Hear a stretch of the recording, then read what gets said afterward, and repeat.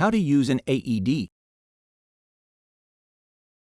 Once you turn on an AED, the machine will begin to speak to you. Follow the voice prompts. Once the pads have been placed, the AEDs will instruct you to stand clear and to not touch the patient while it does an ECG of the heart.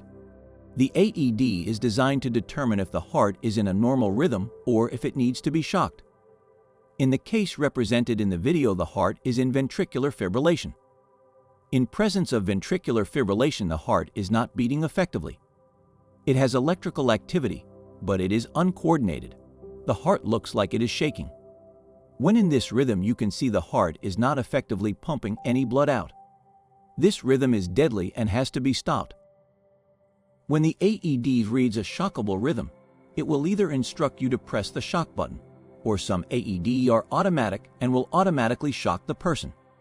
At this point, no one should be touching the patient. The AED delivers a biphasic electric shock to the heart. The purpose of this shock is to stop the heart completely for a very short period of time from this uncoordinated rhythm and give it time to reset. The immediate return to a hemodynamically efficient post-shock rhythm is very unlikely. That is why it is necessary to perform CPR before it will function again and effectively pump blood to the brain. This is why you need to begin CPR immediately after the shock.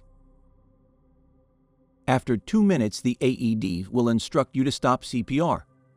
It will reanalyze the heart and advise whether another shock is needed. Always listen to the machine and follow the voice prompts.